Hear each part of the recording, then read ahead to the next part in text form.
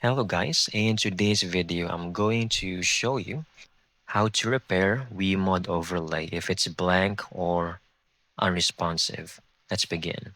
First, I want you to open your WeMod client and head over that particular game or games you're having issues with. Let's just say, for example, Resident Evil 4. Okay, click over here, the question mark icon, then select Report and Issue. Then the virtual assistant will actually show up. You need to select this option, overlay isn't working.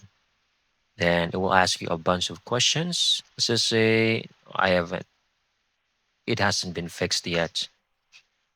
Then it will actually provide you with quick fixes depending on the client or launcher you're using.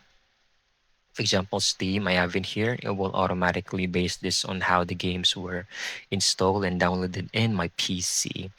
And you can easily select no or it means yes, I followed these instructions and you still haven't gotten this fixed. They will provide you with more fixes for this, okay?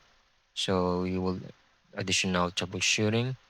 Just make sure that everything already means you will follow everything in here so WeMod can fully integrate their mods or cheats into your game. Most likely the game might just needs it might just need some updates or to verify the integrity of the game files. That's it, you're done. I hope you found this video very helpful.